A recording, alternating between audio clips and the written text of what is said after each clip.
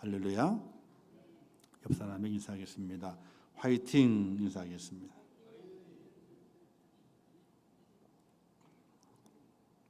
오전에 원래 때에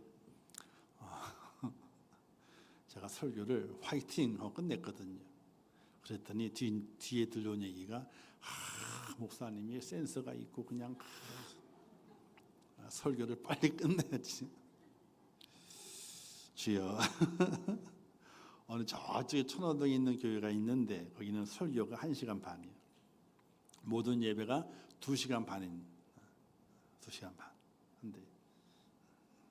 근데 성도들이 처음에는 뭐 이런 교회가 있나 그랬더니 이제는요 그러려니 하고 2시간 반 동안 찬양, 그다음에 말씀, 찬양, 기도하고 2시간 반을 드린대. 아무 일도 없이 언제 끝나나 시계 보는 사람이 없대. 그래서 습관 들이기 나름이다. 습관 들이기. 어쨌든 다시 한번 인사하겠습니다. 화이팅 인사하겠습니다. 왜 그런 줄 아세요? 자, 주먹을 쥐고 얼굴 가까이, 상대편을 가까이 화이팅. 시작. 화이팅. 이게 뭔 뜻이냐면요. 졸기만 졸아봐 그냥.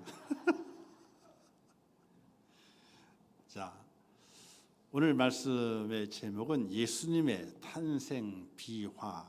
비화라는 얘기는요, 감춰져 있는 다른 사람 믿지 못하는 자들에게는 감춰져 있는 이야기, 감춰져 있는 이제 내용 이런 뜻인데 예수님의 탄생에는 아주 비밀이 있어요. 비밀이 있어요. 저의 탄생에는 크게 비밀이 없습니다. 뭐 엄마 아빠 다 계시고 지금 한 분만 계시지만은 정확하게 다리 밑에 주워 왔다 그랬는데 순 거짓말이었어. 근데 진짜였어. 그렇죠? 거짓말이기도 하고 진짜이기도 하고. 그래서 어떤 비와 숨겨진 이야기는 없습니다. 근데 예수님의 탄생에는 우리가 믿는 자들이 믿지만은 안 믿는 자들에게는 뭐 그와 같은 일이 있으려고 숨겨져 있는 믿지 못하는 신비로운 비밀이 있는 겁니다. 오늘 그 비밀을 함께 나누면서 나는 그것이 내게 비밀이 아니라 사실이다. 사실이다. 이런 믿음이 오늘 우리 속에 들어가시기를 주님의 이름으로 축원합니다. 아니 지금 다 들어와 계세요. 그건 사실이다 라고 믿고 있는데 그 믿음을 더욱더 단단하게 만들어 갈 수 있는 그런 시간 되기를 바랍니다. 자, 천사가 마리아에게 나타났습니다. 마리아가 나타나서 말씀하기를 보라 내가 잉태하여 아들을 낳으리니. 그죠? 근데 마리아가 깜짝 놀라죠. 이 말씀은 누가복음에 있는 이제 예수님 탄생에 대한 이야기 기록되어 있는 자세히 기록되어 있는 누가복음에 있는 말씀인데 천사가 나타나서 마리아야 너가 잉태한다. 그리고 아들을 낳는다. 여러분 그때 마리아는 요셉과 정혼을 했지 합방을 한 사이는 아닙니다. 그러니까 약혼을 한 것이지 정확하게 이제 결혼식을 올려서 진짜 신부 신랑이 되는 그런 과정을 거치지 않은 그 상태라고 말합니다. 그러니까 마리아가 깜짝 놀라서 말하게 되죠. 아니 내가 지금 남자를 알지 못하는데 어떻게 아기를 낳습니까? 이런 물음의 질문이 시작이 되죠. 자, 마리아에게 천사가 나타났습니다. 이 천사는 하나님의 말씀을 전달해주고 하나님의 뜻을 알려주는 천사입니다. 그 천사가 마리아에게 아들을 낳게 될 것이다.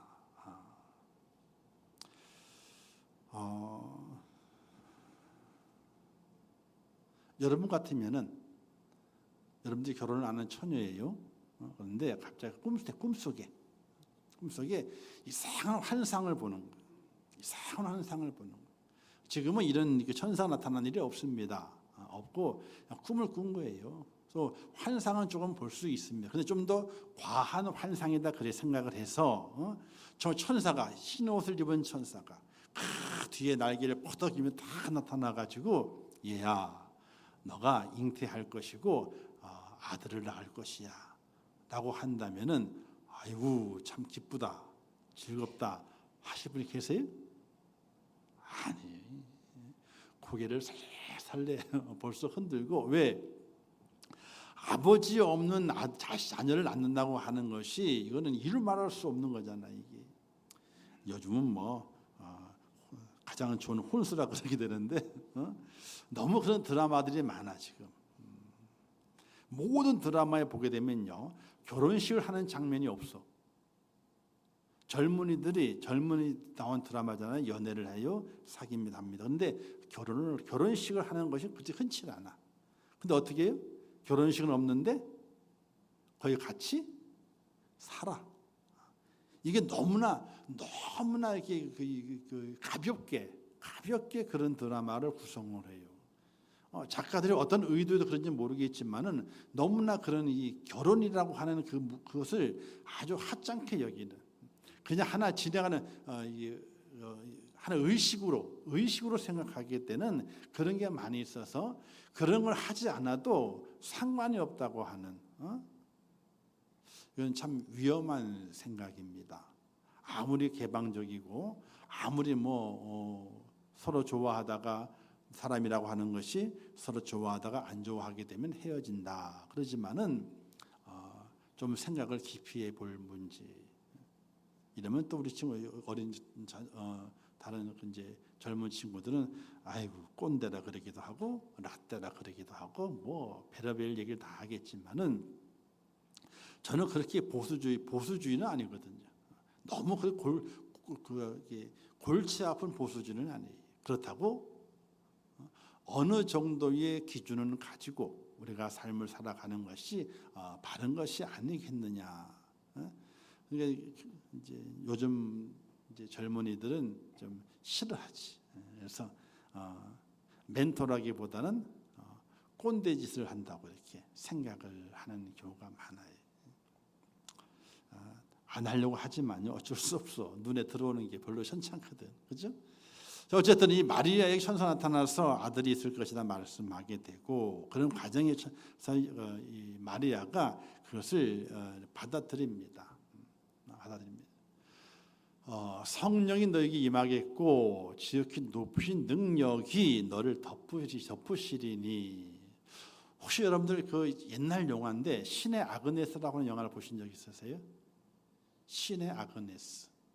이건 이제 천주교. 근데 그 영화가 천주교에 대한 어떤 그 숨겨져 있는 성적 비리를 폭로하려고 이제 만들어낸 영화예요. 영화인데 신의 아그네스라고 하는 사람이 이제 그 수녀입니다. 수녀인데 수녀는 처녀입니다.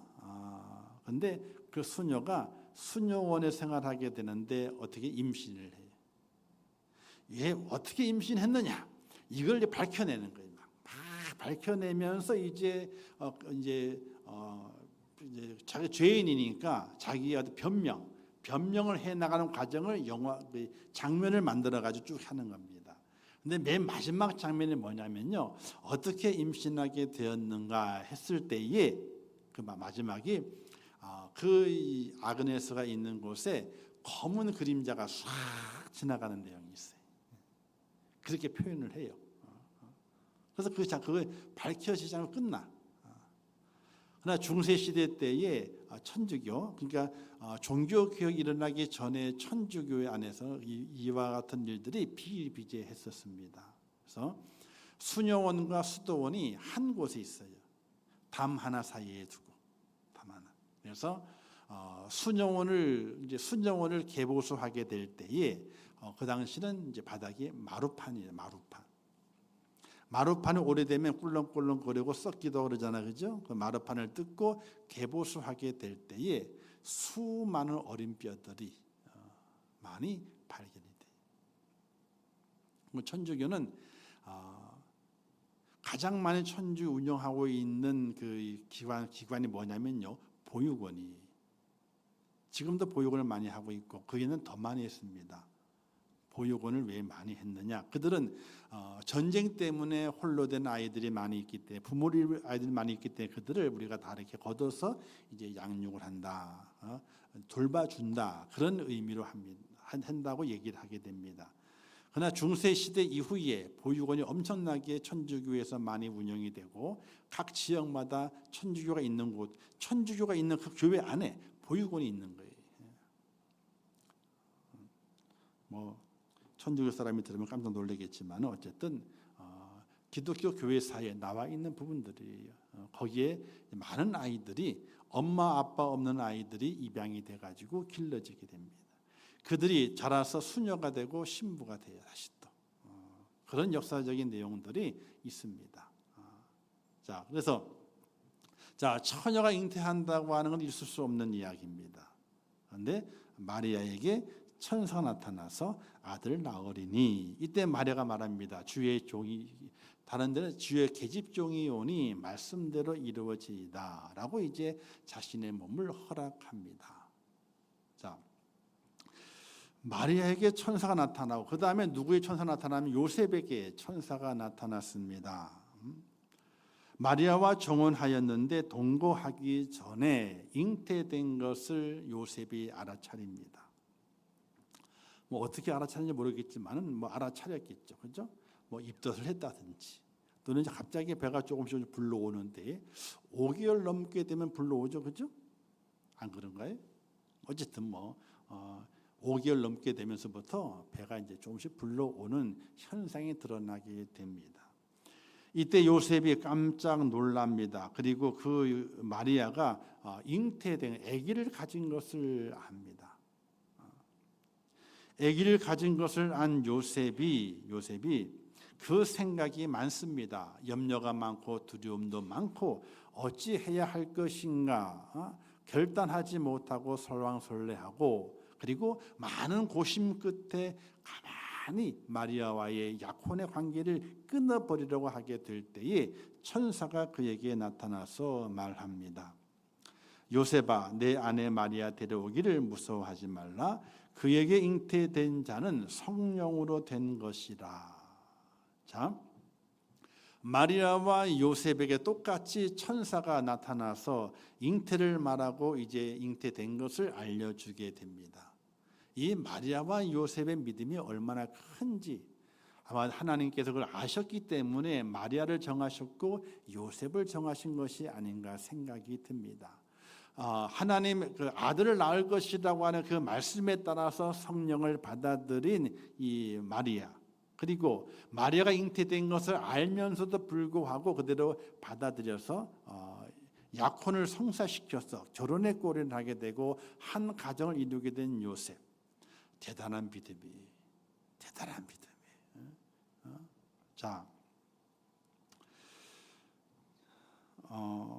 다른 성경 오늘 읽었던 말씀 마태복음 1장 19절 20절 말씀 보게 되니까 이렇게 말씀하게 되죠. 마리아 데려오기를 무서워하지 말라. 요셉이 순종하게 되죠. 주의 사자의 분부대로 행하여. 대단한 믿음이. 오늘 우리가 이 땅에 살아가면서 믿음이 있다고 그러지만요, 믿음의 사람을 많이 얘기합니다. 엘리야를 말하게 되고 아브라함도 말하게 다 말합니다. 그런데 마리아와 요셉만큼 믿음이 좋은 사람이 없어요. 따지고 보면, 현실적으로 따지고 보면 우리 실생활 속에서 내가 살아가는 동안에 이와 같은 믿음이 있을 수 있을 것인가? 아니, 쉽지 않아요. 왜 쉽지 않은가? 아브라함이 이삭을 바칩니다. 어렵죠. 그러나 요셉이 마리아를 용납하는 것, 마리아가 임신한 그 아이를 자기 아들로 용납하는 것, 그것보다는 쉬워요. 안 그런가요? 아니, 생각해 보세요. 내가 사랑하고 결혼할 그 여인이 이 아기를 가졌어. 누구 애인지 모르는 거야. 근데 천사는 하나님이 그렇게 하셨대.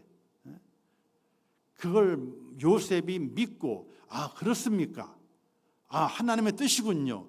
예, 제가 다른 내 인간적인 모든 생각을 다 포기하고 하나님의 주신 것을 내가 그대로 용납하고 내가 받아들이겠습니다. 이렇게 할 수 있는 믿음은요, 쉬운 믿음이 아니에요. 그래서 저는 성경상에 많은 믿음의 사람이 있지만은 마리아와 요셉이 가장 큰 믿음의 사람이라 이렇게 개인적으로 생각해요. 왜? 실생활에 내가 정말 그와 같은 일이 부닥쳤을 때 과연 그렇게 할 수 있냐 이거예요. 아무리 믿음이 좋아도. 자, 이렇게 이런 천사의 나타나심과 또 천사의 말대로 이루어져서 마리아가 잉태를 하고 요셉은 그 마리아 데려오기를 거부하지 않고 순종함으로 이제 예수님께서 탄생을 하시게 됩니다. 이 동정녀 탄생의 증거는요, 성경 속에 너무나 많이 기록이 되어 있습니다. 마태복음 1장 25절 말씀에 기록되어 있는 것처럼 아들을 낳기까지 동침하지 아니하더니 나음에 이름을 예수로 하니라. 아들을 낳기까지 동침을 하지 않습니다. 왜? 하나님의 계획, 그 계획 속에 자신이 방해한다든지 어떤 방해적인 빌미를 생길까봐 요셉은 자기를 금욕합니다.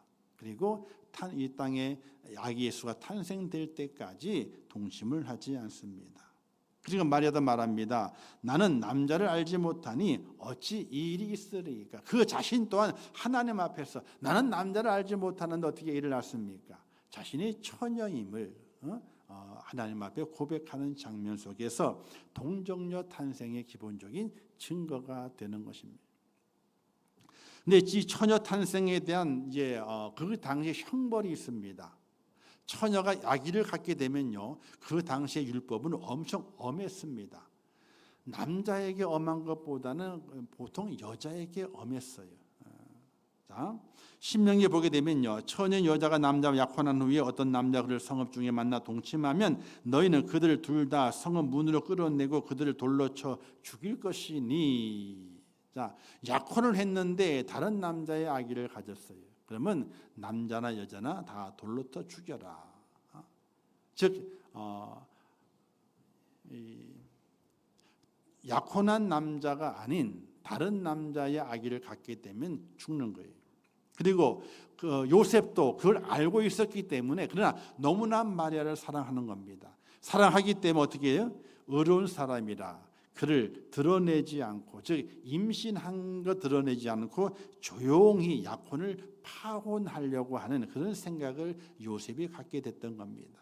그 이유는 그 당시 처녀가 아이를 낳게 되게 되면은 이게 큰일 나는 거예요. 죽는 거예요. 그럼에도 불구하고 마리아는 하나님의 그 명령 앞에 순종을 하게 되고 처녀의 몸을 들여서 아기를 낳게 되는 그런 은혜에 동참을 하게 됩니다. 신약 성경의 증거가 나타나게 되죠. 마태복음 1장 22절 23절 말씀에 기록되어 있는 것처럼 보라 처녀가 잉태 아들을 낳을 것이요라는 성경의 말씀이 그대로 이루어짐을 우리에게 증거하고 있습니다. 예수님의 탄생은 그냥 이루어진 것이 아니라 하나님의 약속된 계시요, 그 계시가 이제 그 하나님의 때에 이루어질 것, 하나님의 말씀하심을 통해서 이 땅에 펼쳐지는 겁니다. 사랑하는 성도 여러분, 하나님께서는 온 우주 만물을 만드셨고 오늘 우리도 섭리하시고 계십니다. 하나님의 그 섭리는 어느 때든지 지금도 동일하게 하나님의 전능하심을 통해서 우리의 삶의 순간순간까지도 하나님의 계획하심 속에 움직인다는 사실을 믿으시기를 주님의 이름으로 축원합니다. 하나님의 계획이 돌아가는 거예요. 하나님의 계획. 뒤에 이제 공원이 있잖아요, 그렇죠? 풀을 다 깎아버리고 약을 다 쳤어요. 제초제를 다 쳤어요. 지금은 친 건 아니고 다 쳤어요. 그러면 그 땅이 아무것도 안 날까요?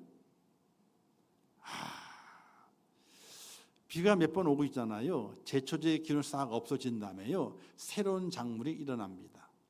근데 희한한 것은요, 똑같은 게 안 일어나 거의. 제초제를 뿌리지 않으면 똑같은 게 일어나요. 근데 제초제를 뿌린 다음에는요, 다른 작물이 일어나, 다른 풀이 일어나. 희한하죠? 뒤에 뭐가 많냐면요, 뭐죠? 질경이. 우리 교회 질경이 밭이요, 저기. 모르셔요? 얘기를 했더니 안 뜯어가시고 참, 하도 안 뜯어가길래 제가 뜯어갔지. 저는 그런 걸 좀 알아서 그래서 그 약을 안 치는 이유가 질병이기 때문에 약을 안 쳐요. 지금 6월, 7월 때 질병 못 먹어요. 꽃이 피기 때문에. 그러나 여기는 제가 지난번에 봄에 한번 싹 쳤거든. 싹 치는 바람에 새 순이 돌아가지고 꽃이 안 폈어 아직. 그래서 이제 꽃이 피면 못 먹습니다. 꽃이 안 피면은 먹지만은. 그래서 이제 저기 질경에 바치세요. 새벽기도 그랬는데 아무도 관심도 없어. 참. 다른 사람 같으면요 거기 가서 그냥 엄청 해댔을 거예요. 제가 단 10분을 뽑고서 한 바구니를 뽑았으니까. 지금도 이제 제초제가 아니고 뭐야 이게 예초기 가지고 한번 싹 훑었어. 그런데 저 안에는 뭐 여기 그 이제 공원 안쪽은 못했는데 어쨌든 훑었어. 지금 보니까 다 또 싹이 또 올라오고 있어. 한 15일만 지나면 다 올라올 거예요. 알아서 하세요. 제초제 안 뿌렸으니까. 근데 희한하게 그냥 그 예초기를 밀었을 때 똑같은 싹이 올라와요. 그런데 예초기를 다 쳐버리고 그리고 제초제를 싹 뿌리잖아요. 그러면 똑같은 게 안 올라와. 왜 그런지 아세요? 그 땅 속에 숨겨져 있던 먼저 났던 잡초가 아니라 그 전에 뿌려졌던 씨앗들이 다른 게 났기 때문에 씨앗이 발화를 못한 게 있어요. 제초제는 있잖아요. 씨앗까지는 못 죽여. 이파리만 죽이지, 뿌리도 죽이지. 그리고 새로운 싹이 돋아나요. 얼마나 희한한지 몰라요 이게. 세상 만사는 그렇게 하나님의 정하신 사람이 정한 것이 아니라 무엇이든지 하나님이 정하신 대로 땅에는 각종 풀들이 그 계절과 시기와 때에 맞게 자신의 환경에 맞게 돌아가도록 만들어 놓으셨어요.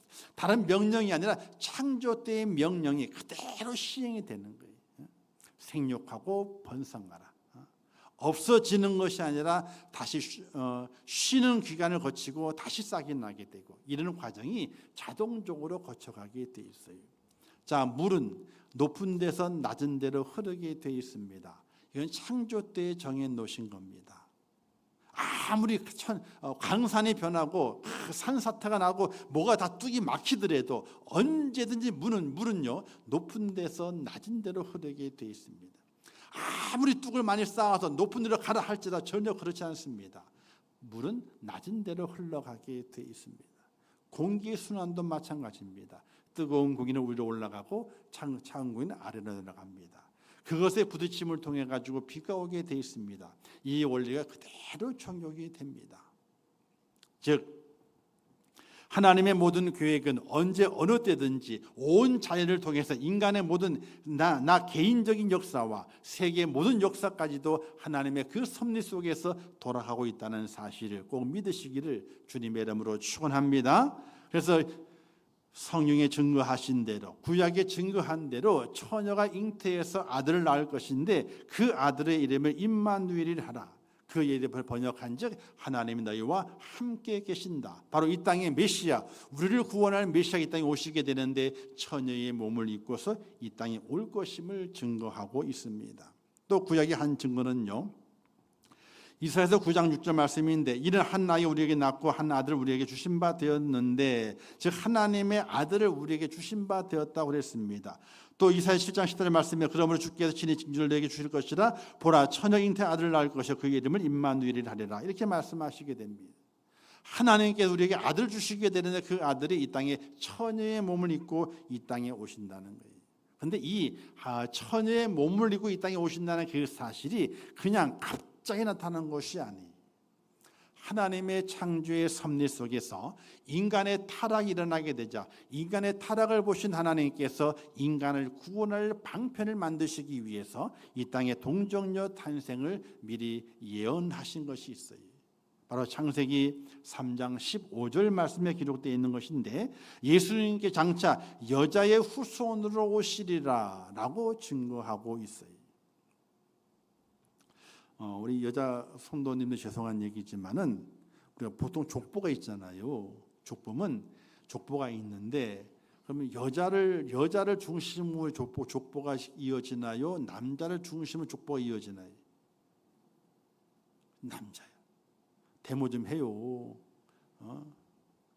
남자도 반 여자도 반인데 왜 그러냐고. 아무리 여성 인권이 신장됐다 그러지만요, 족보는 전혀 흔들림이 없어. 누굴 중심으로 흘러가요? 남자를 중심으로 흘러가요. 흘러가. 자, 그래서 우리가 누가 태어나게 될 때에 누구 아들이라 그래요? 우리 아들이라 그러지만은 어른들은요, 여자의 아들이라 그러지 않아요. 남자를 드리지.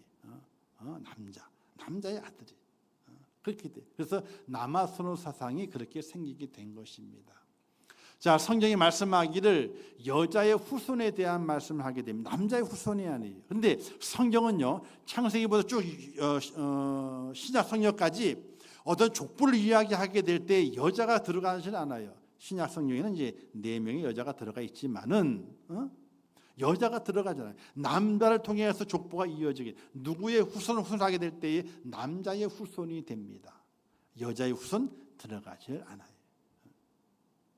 그런데 창세기 3장의 말씀에서 여자의 후손을 말하게 되는데 15절에 한번 같이 읽어볼까요? 15절 말씀 시작. 내가 너로 여자와 원수가 되게 하고 내 후손도 여자의 후손과 원수가 되게 하리니 여자의 후손은 내 머리를 상하게 할 것이요 너는 그의 발꿈치를 상하게 할 것이니라 하시고, 여기서 너로 뭐냐면 이 뱀입니다. 뱀에게 하나님 심판하시고 저주하시게 될 때에 야 뱀아, 네가 아담과 하와를 꼬셔가지고 먹게 했지. 너가 저주를 받아, 심판을 받아. 그런데 너를 심판할 자는 여자의 후손이 될 거야. 여자의 후손, 남자의 후손이 아니. 즉 여자의 후손이라고 하는 것은 인간의 생육법으로 남자의 후손이 되는 것을 거부하고 하나님께서는 여자의 후손을 만드신다는 겁니다. 그런데 성경에는요, 여자의 후손이란 말이 없어요. 남자의 후손이 나오게 되는 것이지. 그래서 이 이야기는 남자가 없이 여자 홀로를 통해서 이제 이 땅에 한 아들이 나게 될 것인데, 그 아들이 뱀 너의 머리를 밟게 될 것이고 너는 그의 발 뒤꿈치를 밟게 될 것이다. 자, 뱀도 있잖아요. 아무리 강하지만 머리를 짓이기면요, 뱀은 꼼짝을 못해요. 뱀을 잡을 때 어디를 잡아라? 꼬리를 잡아라? 꼬리 잡으면 큰일 납니다. 머리를 잡잖아요. 뱀은 아무리 강해도 꼼짝을 못해요. 꼼짝을 못해요. 옛날에 뱀 많이 잡아보셨죠? 우리 집사람 뱀 그러면 그냥 기거버려가지고 그냥 어디 가서 저는 뱀 보면 집사람하고 보라가지고 저기 뱀 있다 보라 그래. 그럼 꽉 도망가. 저는 안 무서워. 하도 많이 잡아봐가지고 어릴 때 있잖아요. 뱀 나타나게 되면 장난감이에요. 그거 어릴 때. 아니 소매기로 학교 갔다 파해가지고 와가지고 소매기로 가잖아. 들판에 산에 푸르나. 그러면 애들이 뱀이다 그래. 그러면 도망가요? 안 도망가. 야, 다 몰려가. 왜? 간식거리 생겼거든. 간식거리. 그냥 가요. 뭘 또 얼굴 보니까 꿈에 나올까봐 지금 그냥 왜 그런 얘기 하시냐고 그냥 막 물러가라 그러면 되지 그냥. 그거 뭐 갖고 그냥. 자, 어쨌든 뱀의 머리를 짓이깁니다. 누가? 여자의 후손이. 근데 그 뱀은 여자의 후손을 발 뒤꿈치를 문다 그랬어요. 자, 발 뒤꿈치를 무는 것은요, 상처를 입히는 겁니다. 그러나 절대적인 상처가 아니. 예수님이 십자가 달려 돌아가시지만은 그 죽음은 절대적인 상처가 아니에요. 왜? 부활하셨기 때문에. 그래서 여자의 후손이 나타나서 뱀의 머리를 밟을 것이다. 이 말씀에 응하기 위해서는 처녀의 몸이 필요하게 된 겁니다. 동정녀 탄생이 이루어져야 되는 것입니다.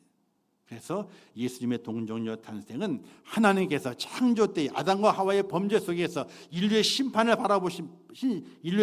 바라보시고 그 심판 속에서 인류를 구원하시기 위한 구원의 방편을 마련하시게 될 때에 바로 동정녀 탄생을 그때 말씀하시고, 그 말씀이 이제 이사야 시대를 거치면서 이제 신약에 와서 요셉의 때에 마리아를 선택하시고 그를 통해서 동정녀 탄생, 예수님을 이 땅에 보내시는 하나님의 구원의 섭리를 이루셨다는 사실을 꼭 기억하시기를 주님의 이름으로 축원합니다. 동정녀 탄생은 하나님의 아들이라는 증거가 있습니다. 누가복음 1장 30절 말씀하기를 천사가 대답하여 이르되 성령이 내게 임하시고 지극히 높으신 이의 능력이 너를 덮으시리니 이러므로 나실 바 거룩한 이는 하나님의 아들이라 일컬어지리라. 이렇게 증거하고 있습니다. 동정녀 탄생은 어떤 사람이 주장하는 바가 아닙니다. 성경이 그대로 말씀하시고 여자의 후손을 말씀하시고 또 처녀 마리아에게서 그 몸에서 하나님의 아들이 이 땅에 탄생될 것이며 그가 하나님의 아들로 인류의 모든 죄를 사하고 구원의 역사를 이루시는 하나님의 아들됨을 우리에게 증거하고 있습니다. 사람의 주장이 아니. 저는 성경을 보면서 어떻게 이런 주장을 할 수 있지 이런 생각할 때가 있었습니다. 근데 다른 경전들도 본 적이 있거든요. 근데 다른 경전에는요 이런 이야기들이 없어요. 창조에 대한 이야기가 없습니다. 또 죄 사하기 위해서 누가 아들을 이 땅에 누가 보냈다 그런 이야기가 없습니다. 자기의 종교를 위대한 종교로 가장 제일된 종교 높이기 위해서는요 이와 신화를 만들 필요가 있는 거거든요. 자, 우리나라에도 당군신화 있죠. 당군신화. 그다음에 당군신화는 고조선입니다. 고구려에도 신화가 있고요, 백제에도 신화가 있고요, 그리고 신라에도 신화가 있습니다. 신라의 신화는 제가 잘 알아요. 왜? 제가 이 경주정씨거든요. 경주정씨가요, 박혁거세가 시조예요. 경주정씨 시조가 박혁거세예요. 박혁거세는 뭐냐면요, 저기 신라 시대 때에 있어요. 뭐 이렇게 하늘에서 이제 뭐 이렇게 왔는데 아들을 내려보내서 보자기에다가 말이 싱싱하고 우리 어디 보자기 똑 떨어져 가 보니까 아들이야. 그 남자아이 잘 키웠어. 근데 결혼을 시켜야 되는데 근데 저 우물가에서 뭐가 앵앵이 울어. 여자아이가 울어가지고 어이구 하늘에 보내준 아이다 봐서 둘이 결혼시켰어요. 장성했어요. 그 두 사람을 어떻게 돼? 하나는 왕으로 하나는 왕비로 추대했어. 왕이 된 혁거세가 아이고 나를 왕으로 세웠네. 아이고 고마워라. 그래가지고 6고을의 촌장들에게 성을 하나 줬어요. 이름 성을 줬어요. 뭐 정, 박, 이, 김 뭐 성을 줬어요. 이렇게. 그래서 이 경주의 성이 있는데 6개의 성이 있어요. 6개 마을이 6개 성을 받아요. 그 중에 정씨가 제 경주 정씨. 그래서 저희 시조는요 족보에 보게 되면 박혁거세가 딱 올라와 있어. 그 내용이 장황하게 있어요. 족보 앞에 써 있어요. 이게. 자 그런 신비로운 자기들의 조상을 왜 만들까요? 우리나라는 그냥 생긴 나라가 아니야. 하늘에서 뭔가 특별한 능력을 가지고 이 나라를 만들었던 거야. 백제는 뭐예요? 백제는 이게 금우왕이라 그러잖아요. 금우왕, 개구리. 거기에서 이렇게 해가지고 뭐 됐다 그러고 고구려는요.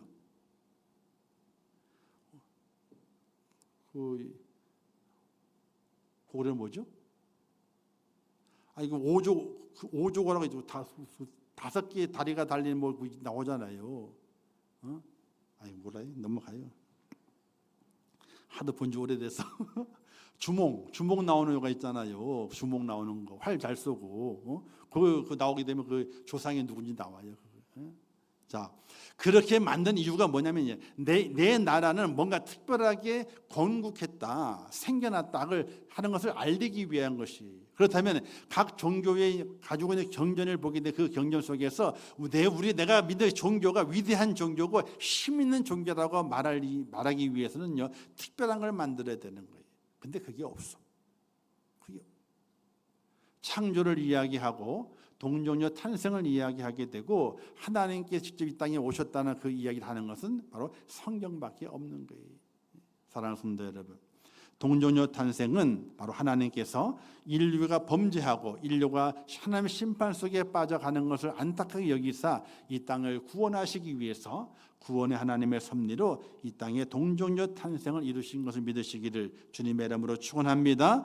또 동정녀로 오신 그분은 바로 하나님의 아들이시고 하나님의 아들이 이 땅에 오셔서 우리의 모든 짊어지고 죄사함의 은혜를 허락하시면서 우리를 구원의 길로 인도하시는 사실을 믿는 믿음이 있으시기를 주님의 이름으로 축원합니다. 근데 과연 동정녀 탄생을 어떻게 믿을 수 있느냐는 거예요. 보셨어요? 마리아가 처녀였는데 아기를 다 가진 걸 보셨어요? 또 요셉이 그 마리아 데려오기를 기뻐하고 말이지, 요셉이 다 이렇게 받아들였다, 그걸 보셨습니까?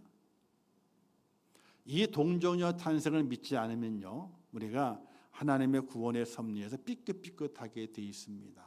왜? 죄를 사하는 권세는요, 죄가 없는 자가 죄를 사하는 것이지 죄 있는 자가 죄를 사할 수 있는 권한이 전혀 없습니다. 예수님께서는 죄가 없으시기 때문에, 인간의 생육법이 아니라 특별한 생육법으로 탄생하신 분이기 때문에 죄가 없으신 분입니다. 죄 없으신 분이 죄값을 치러주셔서 우리의 모든 죄가 용서받은 것이지, 죄 있는 자가 죄값을 치르는 것은요, 자기의 죄값 치르는 것이지 온 인류의 죄값 치르는 것이 아니에요. 예수님의 죽으심은 자기의 죄값을 치르는 것이 아니에요. 본인은 죄가 없으신 분이세요. 죄가 없으신 분이기 때문에 온 인류의 죄값을 치르신 거예요. 그래서 그 죄사함의 은혜 가운데 우리가 구원을 받게 되었는데, 그 동정녀 탄생을 어떻게 믿을 수 있느냐는 거예요. 그런 단 한 가지 이유로 설명이 돼요. 창세기 1장 1절, 다음 암송하겠습니다. 시작. 아이고, 또 우물우물 대신다. 그거 아니, 그 몇 단어도 안 되는데 그 우물우물 되면 돼요? 다시 창세기 1장 1절 시작. 태초에 하나님이 천지를 창조하시니라. 그 말씀, 그 몇 단어 되지 않는 그 말씀이 성경에 맨 처음에 기록되어 있습니다. 이것이 믿어져야 성경 전체가 믿어집니다. 어떤 분은 그럽니다. 하나님의 천지를 창조하셨지 믿습니다 라고 그럽니다. 근데 막 단서를 붙여요. 동정녀 탄생은 못 믿어. 내가 아무리 생각을 해보고 연구를 해봐도 하나님의 천지를 만드신 걸 믿을 수 있겠는데 동정녀 탄생은 내가 도저히 믿을 수가 없어. 이렇게 말하시는 분이 계십니다. 이거는 앞뒤가 맞지 않는 이야기입니다. 사랑하는 성도 여러분, 하나님께서 온 우주 만물을 창조하신 창조주가 되셨다는 사실을 확실하게 믿는 믿음이 있기를 주님의 이름으로 축원합니다. 그 믿음에 근거해서 성경을 바라보는 겁니다. 그 믿음의 근거에서 성경을 해석해 가는 겁니다. 그러면 성경에 믿을 수 없는 부분이 하나도 없습니다. 왜? 하나님은 무에서 유를 창조하신 분이기 때문에 이 땅에 있는 것에서 있는 것을 변화시키고 있는 것에서 다시 뭔가 새로 만들어내시는 것은 하나님의 능력에는요 너무나 쉬운 일이기 때문에 그래요. 쉬운 일이기 때문에. 동정녀 탄생을 믿는 믿음이 오늘 저와 여러분이 쓰여지게 될 때에 우리는 구원의 길에, 구원의 섭리에 한 발자국 더 다가가게 되고 죄사함의 은혜를 받을 수 있는 믿음의 사람이 된다는 사실을 꼭 믿으시기를 주님의 이름으로 축원합니다. 자, 주시는 교훈을 보게 되면요, 예수님의 탄생으로 인류 구원의 은혜가 이루어질 수 있었는데 바로 동정녀 탄생 이거예요.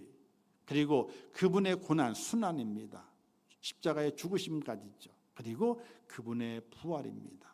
이로 말미암아 그분께서 이 땅에 고난을 당하시고 어린 양이 되셔서, 죄 없는 어린 양이 되셔서 죄인을 온 인류의 죄를 담당하시고 십자가에 죽으시고 죄 사함의 은혜를 보여주시고, 그리고 부활하시는 말미암아 부활의 첫 열매가 되셔서 죄 사함의 은혜를 입은 자들이 부활의 소망을 간직할 수 있도록 하나님께서 은혜를 베푸셨는데, 바로 동정녀 탄생을 통해서 하나님의 구원이 시작됐다는 사실을 꼭 기억하시고, 또 동정녀 탄생을 믿을 수 있는 믿음을 가지고 살아가시기를 주님의 이름으로 축원합니다. 그 믿음을 가지고 있어야 돼요.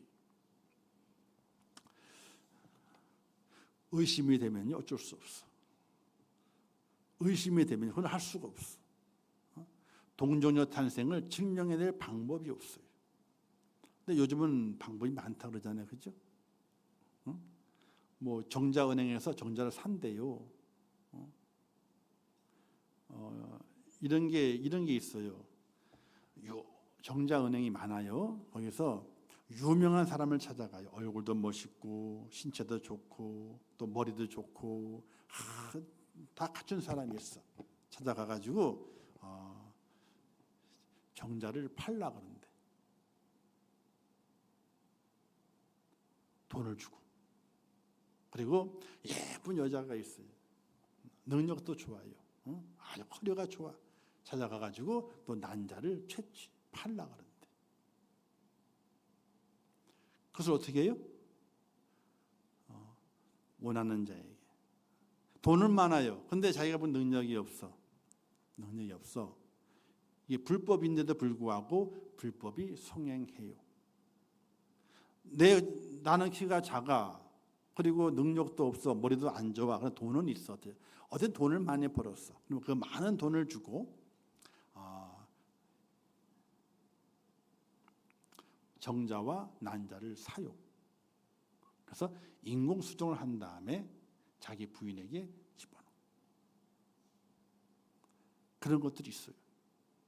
없는 것 같죠? 아니요. 그런 영화들이 많이 나왔어요.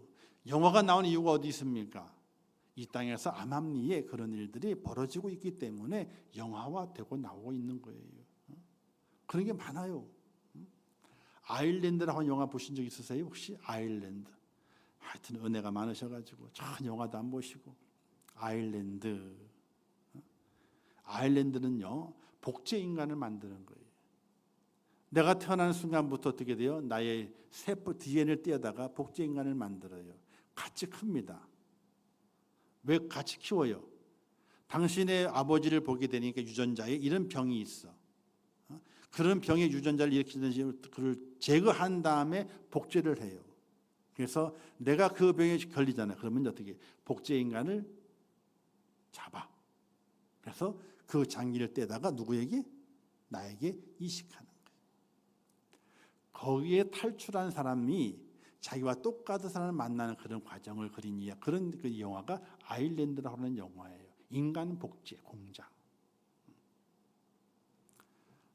세상을 많이 변합니다. 엄청나게 변화. 우리가 상상할 수도 없는 윤리를 파괴하고 인간의 생명을 파괴하는 그런 일들이 얼마나 많이 벌어지고 있는지 모릅니다.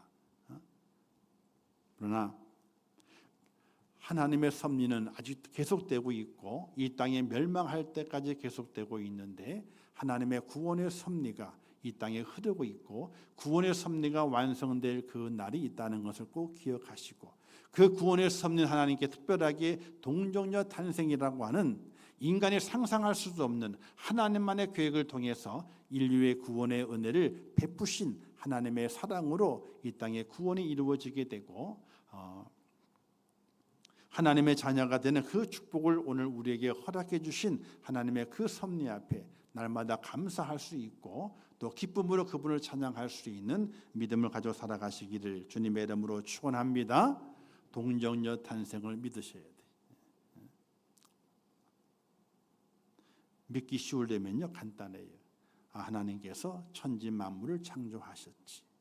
무에서 유를 창조하신 분이 사람의 몸 안에 생명 하나를 넣는 것, 그 안에 거하는 것, 이것은 아무 힘든 일이 아니다.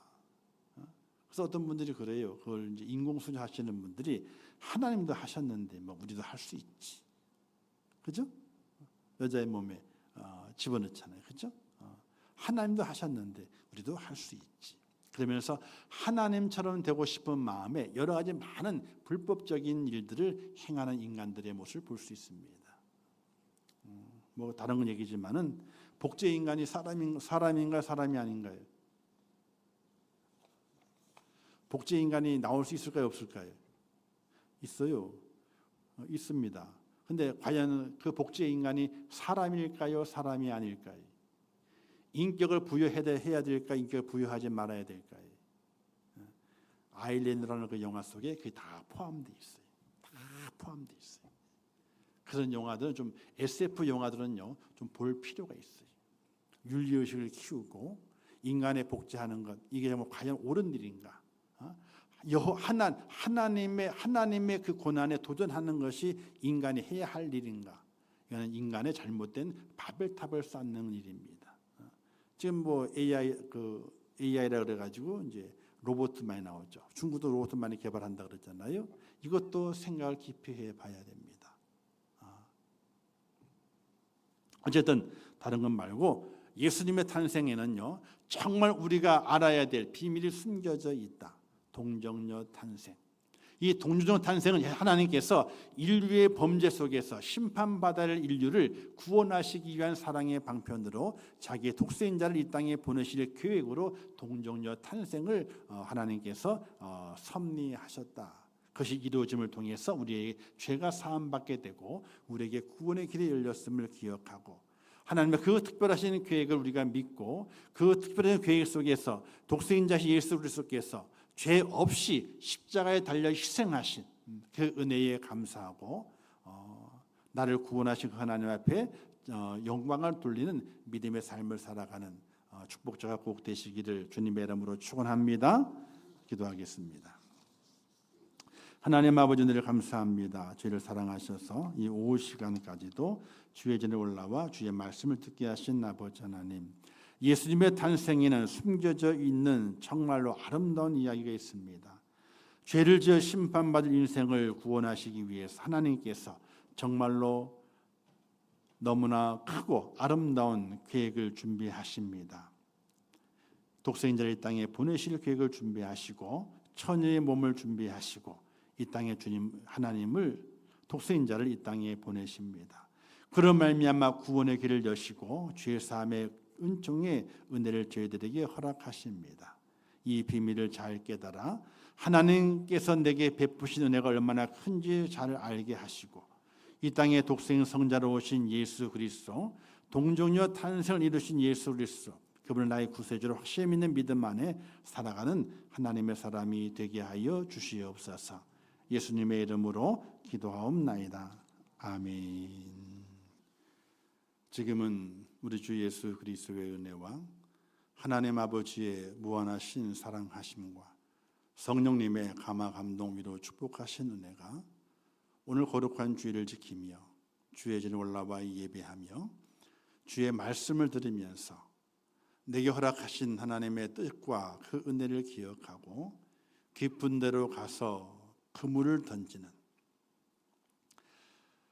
하나님의 말씀에 온전히 순종하고 내게 부여하신 하나님의 그 사랑을 깨달아 내 인생의 삶의 새로운 방향을 정하고 하나님과 함께 동행하며 전능하신 하나님의 그 뜻을 이루어 가기를 소원하는 우리 임천교회 모든 성도들 머리 위에와 그들의 가정과 자녀들과 기도의 제목들 위에 또한 이 나라 이 민족 위에 온 지구촌 위에 지금도 세계 속에서 복음을 전하시는 선교사들과 선교의 현장들 위에 이제부터 영원토록 함께 있을지어다. 아멘.